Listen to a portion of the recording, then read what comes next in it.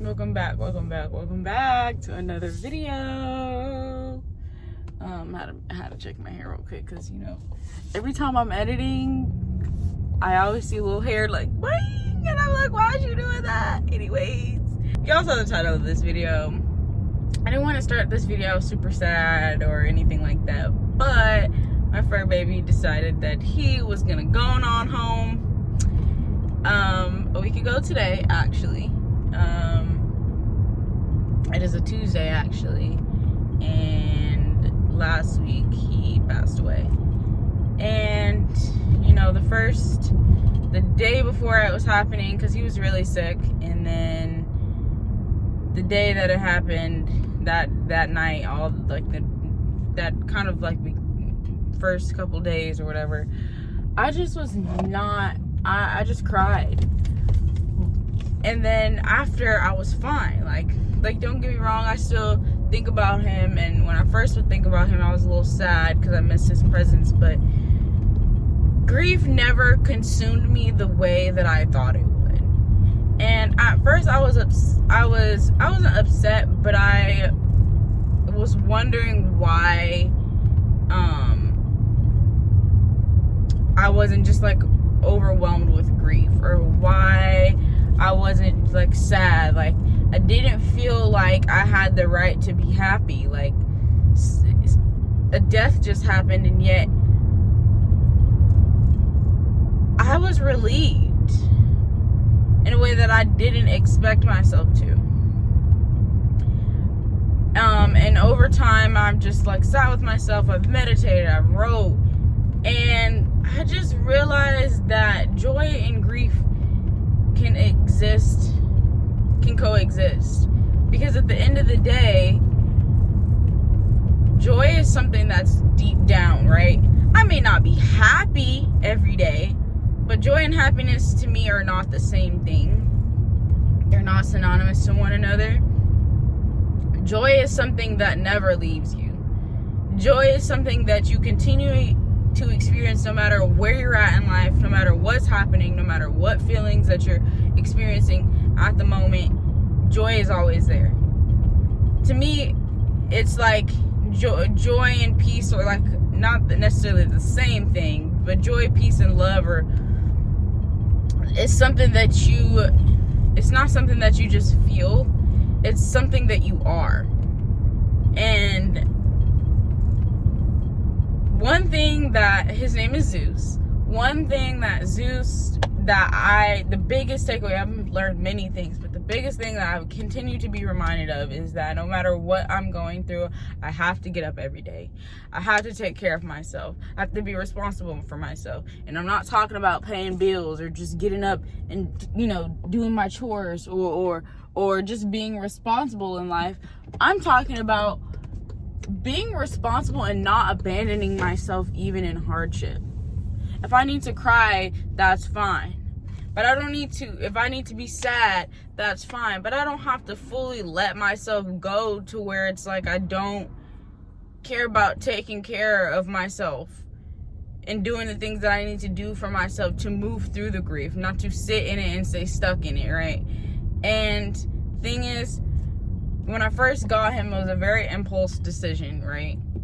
It was something that I wanted, sure, but it was like I saw opportunity and I grabbed it and I held on to it. That's kind of what that decision was for me. But I'm bringing that up because when I got him in a transition period in my life where he left me in a transition period and he came into my life in a transition period. And when he first came into my life, I was going through a lot of hardship with my family and just myself internally. There was one point, I would say like maybe right before a year, he had turned a year. I got him when he was a baby. I went through like a really depressive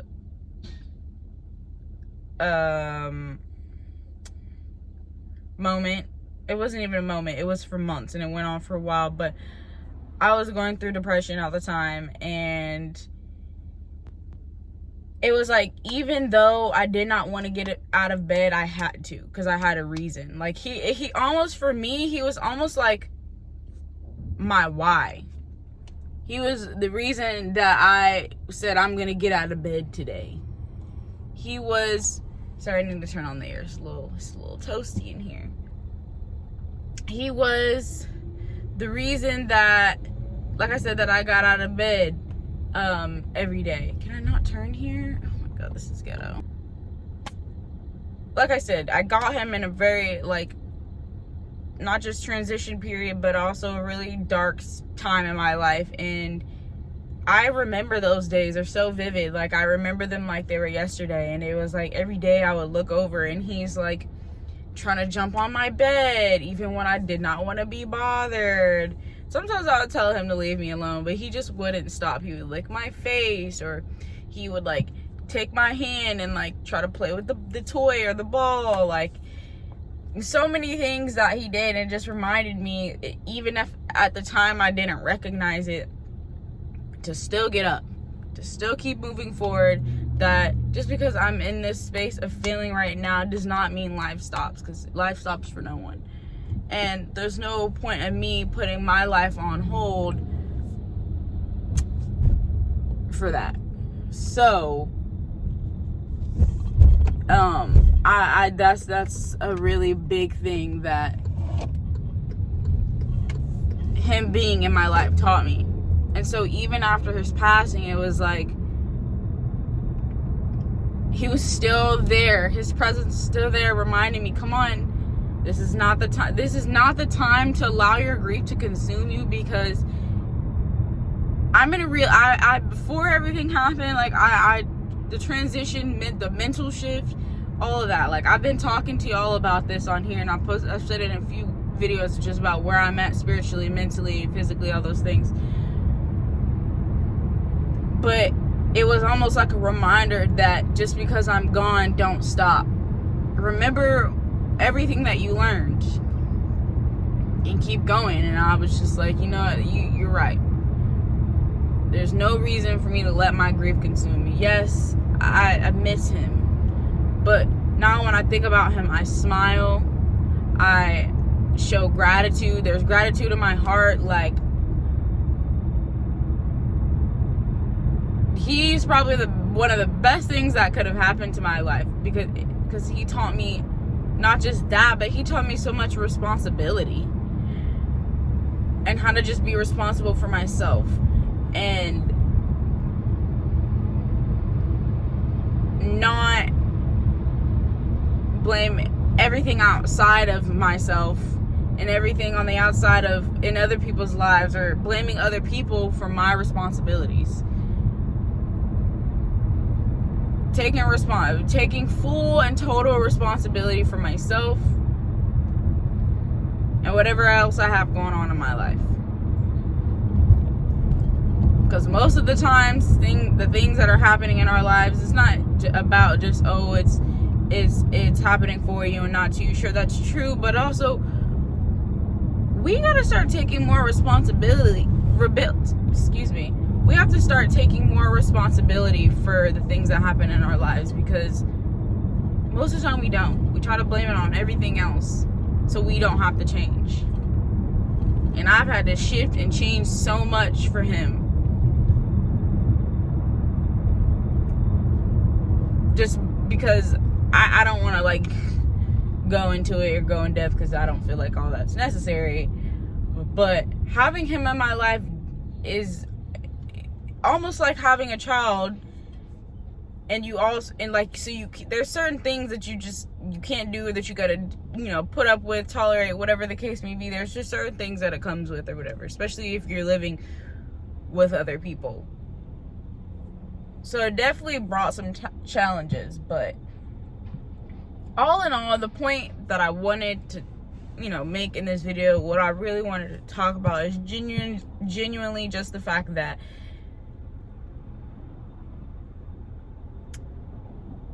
grief is okay to have. It's okay for it to exist. But grief is just love that has no place to land. And I understand why that would be really hard and challenging and difficult, but even when we feel like it won't land where we wanted it to with that person or your pet or whatever the case may be, whatever you're grieving, turn that inward.